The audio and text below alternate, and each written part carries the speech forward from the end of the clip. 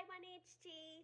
Today, with permission from Scholastic, I'm going to read chapters 4 and 5 of Junie B. Jones' One Man Band. Tuesday. Dear first grade journal, recess was not fun today. I sat on the playground and I stared at my sore toe through my piggy toe window. Sheldon sat next to me. He kept pressing on his red Band-Aid and saying, "Ouch." I told him to knock it off. That's not very nice. I am not in a good mood. From Junie B., first grader. After I got done writing, I heard talking in the front of the room. I looked up. Lucille was standing at Mr. Scary's desk. Camille and Chenille were standing there too. All of them were blabbering at exactly the same time. Mr. Scary covered his ears. Finally, he said, "Whoa, whoa, whoa," at them, and he pointed for them to sit back down. After that, Mr. Scary stood up and he walked to the front of the room. "Boys and girls, it has come to my attention that not everyone in room 1 wants to play in the kickball tournament," he said. His eyes glanced over to Camille and Chenille. "It seems that 2 of our classmates would rather be cheerleaders," he said, "and another one would like to be..." This time, he glanced his eyes at Lucille. "Homecoming queen?" he said. Lucille sprang right up. No, princess," she called out. "I want to be homecoming princess." Mr. Scary, "Not queen. Princesses are way cuter than queen, plus princesses aren't old." She looked at the children and fluffed herself. "Wait till you see me, everyone. I'm going to have a beautiful float made out of pink rose petals," he said. "And there will be a golden throne for me to sit on." She looked all around the room. "Maybe a few of you girls might like to be my attendant," she said, "but my Nana will have to look you over first." Mr. Scary went to the sink in the back of the room and he took an aspirin. Room 1 started buzzing about Lucille. Then some of the children started thinking about different jobs that they could have in the tournament too. "Hey, maybe I can be the game announcer on the loudspeaker," said Roger. "And after the game, I can pour root beer on all the winners." "Yeah," said Shirley, "and I could sell Rice Krispie treats. My mother says those things are all profit." Just then May jumped up. "And I could do crowd control," she called out, "because I already have a badge at home, and so all I need is a big stick to poke people with and a gas mask." Mr. Scary took another aspirin. Then he walked to the back of his desk, and he took a deep breath. "Okay. Here's the best I'm going to do for you guys," he said. "I'll give everyone in here 2 choices of jobs. You can either play in the game as part of a team, or you can be a cheerleader. But that's it. That's my best offer." Lucille stood up at her desk. She flounced her dress, very upset.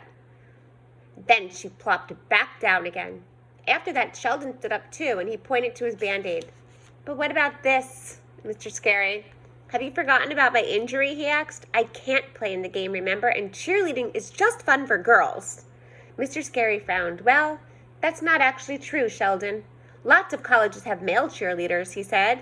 "But since you and Junie B both have injuries, I'll let you 2 pick different jobs in the tournament, okay?" "That would only be fair." Sheldon looked relieved. "Yes," he said, "I was hoping you'd say that because I already know what I'm going to do." He quick jumped in on his chair and made an announcement. "I'm going to do a halftime show. I'm going to do a halftime show," he shouted. Mr. Scary grabbed him and put him back in his seat. "A halftime show?" he asked, kind of curious. Sheldon nodded real fast. Yes, he said, "because my dad and I used to play the cymbals in high school band, and he already taught me how, plus he has his band uniform, so my mother can fix it to fit me, and then I can march and play the cymbals like a real professional band guy." Sheldon clapped his hands together. "And wait, here's another idea. Maybe I can sing too, because I learned some songs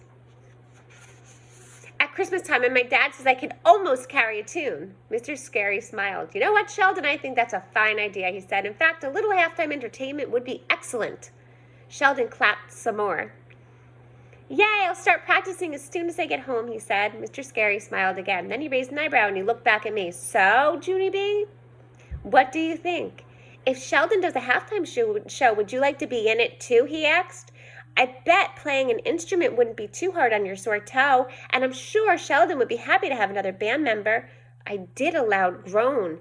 Then I put my head on my desk and I covered it with my sweater again. And there's the picture. I don't think she likes that idea too much. What do you think? And now we are on chapter 5, and that is called Lemonade. After school, Mr. Scary called Mother at her work, and he told her that I got disappointed about the tournament. That took him for dinner that night. Mother made my favorite meal of spaghetti and meatballs, plus she and Daddy tried to be extra nice to me. I know you're upset about not being in the kickball game, Mother said, but everyone has disappointments in life, honey. I was still in a bad mood. I hate disappointments. I hate them, I said. Daddy patted me. Yes, well, we all hate being disappointed, Junie B, he said. But Mr. Scary said you can still do something fun in the tournament. I did a mad breath. I hate that dumb tournament. I hate it, I said. Daddy squinted his eyes at me. He said to please stop saying hate. I hate saying hate. I hate it, I said. After that, Daddy picked me up and he carried me to my room for a timeout. It was not unexpected. I waited till he was gone. I hate timeouts. I hate them, I whispered to my stuffed elephant, Philip Johnny Bob. I hate them too, Junie B, he said back. I hate everything you hate. You and me hate everything exactly the same. I hugged him very tight. I loved that guy, Philip Johnny Bob.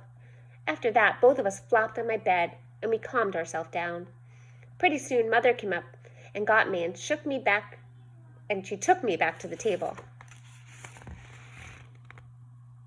There's Junie B and Philip Johnny Bob. I did not talk to Daddy. Also, I did not talk to my baby brother named Ollie, because he's just learning words and all he keeps saying is moo. Mother tried to be nice some more. Are you sure you wouldn't like to be a cheerleader, Junie B? She said, I know you could jump up and down on your sore toe. You couldn't jump up and down on your sore toe, but you could still yell and shout for your team. Daddy did a chuckle, and yelling and shouting are right up your alley, he teased. I did not laugh at that remark. Daddy poked me. Oh, don't be glum. Glum means sad, he said. Being a cheerleader wouldn't be so bad, would it? Every little girl likes cheerleading. I rolled my eyes at the ceiling. But I'm not every little girl, Daddy, I said. I am just me, Junie B. Jones, and I don't want to be a cheerleader. I want to be on the kickball team. Just then, my nose started to sniffle very much.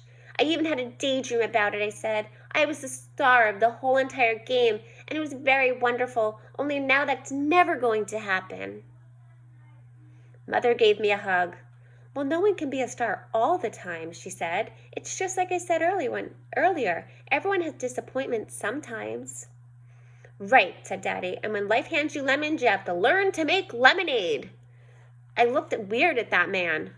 Huh? I said, what's lemonade got to do with this? Mother smiled. It's just a saying, Junie B, she said. It means when life goes a little bit sour, you need to find your way to sweeten it up a bit. Just then, Daddy went to the refrigerator and took out 3 lemons. Here, look, I'll show you, he said. He held up the lemons for me to see. See what I have here, he said. They're just 3 sour old lemons, right? I did a shrug. I guess so. Daddy grinned. Ah, but maybe these sour lemons are more fun than they look, he said. Then one by one, he threw each lemon into the air, and wowie, wow, he started to juggle them. I mean it. He did. My daddy juggled those lemons way high in the air, and I didn't even know that he had that talent. I clapped and cheered, very thrilled. Ollie clapped too. Also, he said moo. Then all of us started to laugh, and Daddy did a bow. Did you see what I mean now? He asked. I turned 3 sour lemons into something more fun. And you can do the same thing, Junie B, said Mother. All you have to do is think something fun to do in the kickball tournament. And then your sour situation will turn happy, too. Understand? I nodded very fast. I do, Mother, I do understand, I said. And guess what else? I think I already know what I'm going to do. I jumped up and down from my chair, and I picked up the lemons from the counter. I think I'm going to juggle, I said, very joyful. I'll juggle in Sheldon's halftime show, and then everyone will clap and cheer, and I'll be the star of that whole production. After that, I stood in the middle of the kitchen just like Daddy did, and I threw one by one each lemon into the air. I kept my eyes on them, very perfect, only too bad for me. because two of them crashed into the table, plus the other one hit Ollie in the head. He started to cry. I patted him real fast. Then I quick picked up the lemons and I hurried up to my room because juggling was going to take a little more practice, apparently. And there were only 3 days left until Friday. And here's the picture. And that is the end of chapter 5. And next time we will read chapter 6 and 7, practicing and fun with me and Sheldon. Bye, 1HG.